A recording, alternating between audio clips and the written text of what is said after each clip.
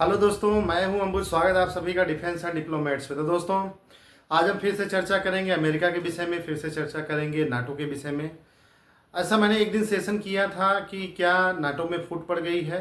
अब उस तथ्य को अगर हम आज से जोड़ के देखें तो मेरी वो बात उस समय की आज सही साबित हो रही है। मैंने पहले ही कहा था कि नाटो में सब कुछ ठीक नहीं चल रहा है, अमेरिका अलायंस में सब कुछ अच्छा नहीं चल रहा है, अमेरिका और उसके सहयोगियों के बीच में सब कुछ ठीक ठीक नहीं चल रहा है। ये इसलिए हो रहा है क्योंकि अमेरिका में जो इस समय नेतृत्व है वो इस कदर अपने ही आप में खोई हुई है कि उसे वैश्विक राजनीति की समझ बिल्कुल नहीं है। वो समझ नहीं पा रही है कि विश्व की राजनीति किस दिशा में जा रही है, हमारे सहयोगी क्या चाहते हैं, हमको क्या करना है। हम इन सब विषयों पे आज डिटेल में चर्चा करेंगे इससे दुनिया पे क्या असर होने वाला है। दोस्तों, एक न्यूज बाहर निकल के आ रहा है कि फ्रांस ने ये तय किया है कि वो फिलिस्तीन को मान्यता देगा। यद्यपि कि फिलिस्तीन को तो मान्यता सभी देश पहले ही दे चुके हैं और फिलिस्तीन एक देश के रूप में एग्जिस्ट करता है। इजराइल और फिलिस्तीन दोनों एक ही जगह पे रहते हैं। लेकिन जो G7 के देश हैं जिसमें अमेरिका के साथ रहने वाले उसके सहयोगी देश हैं, आप देखें तो America, Canada, Japan, France, UK, हाँ, इस तरह के जो देश हैं वो इसे मान्यता नहीं देते हैं। लेकिन अब इसमें से फ्रांस निकल के आया, वो कहता है कि हम जो है फिलिस्तीन को एज ए नेशन मान्यता देंगे। अभी तो उसने सिर्फ अनाउंस किया है, लेकिन सितंबर माह में आपको पता है कि यूएन की जनरल असेंबली को बुला कॉल किया जाता है।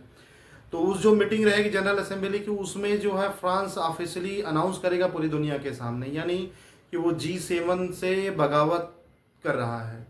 यानी फ्रांस बगावत के रुख पे है। क्यों फ्रांस बगावत के रुख में है? क्यों फ्रांस अमेरिका की बात को नहीं मान रहा है? क्यों फ्रांस इस्लामिक स्टेट की तरफ सपोर्ट कर रहा है? यद्यपि जब वो फिलिस्तीन की बात कर रहा है फ्रांस, तो अकेले उसमें ये वेस्ट बैंक ही नहीं है बल्कि उसमें गाजा पट्टी भी शामिल है।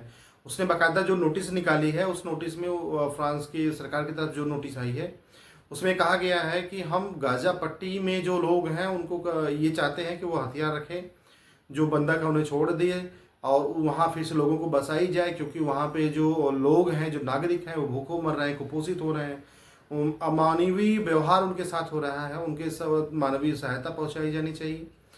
वेस्ट बैंक और गाजा पट्टी दोनों को मिला के फिलिस्तीन राष्ट्र एग्जिस्ट करता है, जिसे अब फ्रांस भी मान्यता देने जा रहा है।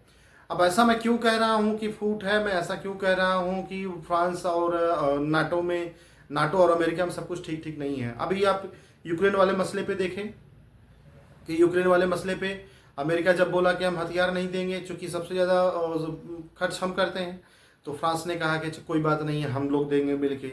फ्रांस और यूरोप के जो मजबूत देश हैं, चाहे वो फ्रांस हो, ब्रिटेन हो, जर्मनी हो, इटली हो, ये लोग क्या बोल रहे हैं कि ये लोग बोल रहे हैं कि हम अपने लिए अपनी सुरक्षा तैयार करेंगे, हम अमेरिका के भरोसे नहीं रहेंगे। और रही बात यूक्रेन की, तो यूक्रेन को फंड जो है फ्रांस और ईयू मिलके देता रहेगा। दो बात हो गई। अब देखिए, दोनों बातों पे क्लैशेस अमेरिका के साथ रहे। फिर अमेरिका भारत पे प्रतिबंध लगाने की बात कर रहा था, धमकी दे रहा था, ईयू से भी धमकी दिलवाया, नाटो से भी धमकी दिलवाया।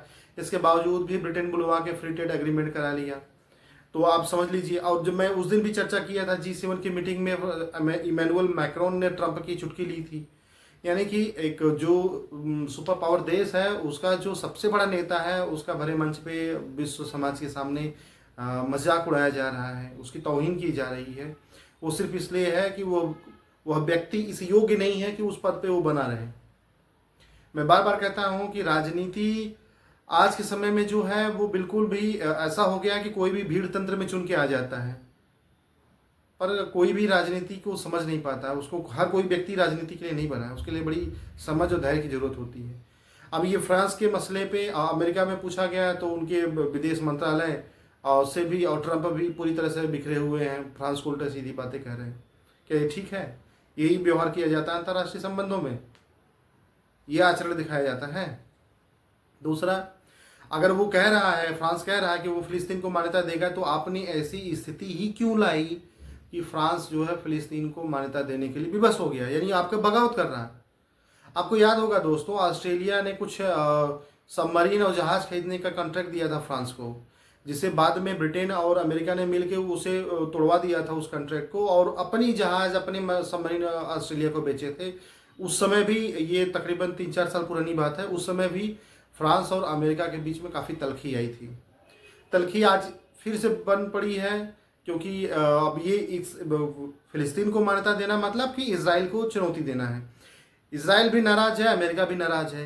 यद्यपि कि फ्रांस ने उसी क्षेत्र को फिलिस्तीन माना है जिस क्षेत्र पे फिलिस्तीन अभी है, यानी वेस्ट बैंक और गाजा पट्टी। पूरे देश को तो माना नहीं है।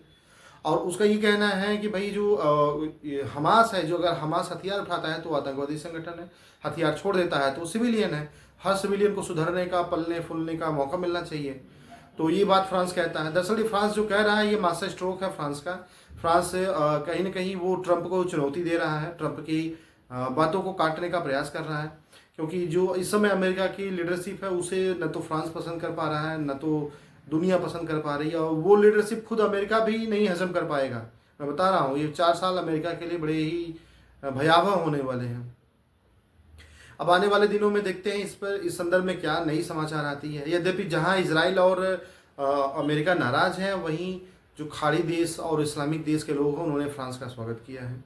फ्रांस वही राष्ट्र है जिसने कभी अपने यहाँ बुर्खा बैन कर दिया। अभी भी फ्रांस जो इस्लामिक कट्टरता से जूझ रहा है, उसके बावजूद भी मानवीय आधार पर जो गाजा पट्टी में लोगों के साथ हो रहा है व्यवहार, उसे रोकने का प्रयास कर रहे हैं। तो ये तो रहा इनका ह्यूमैनिटेरियन व्यू। पर क्या जियोपॉलिटिकली ये ठीक है? फ्रांस है व्यापारी, हथियार का विक्रेता।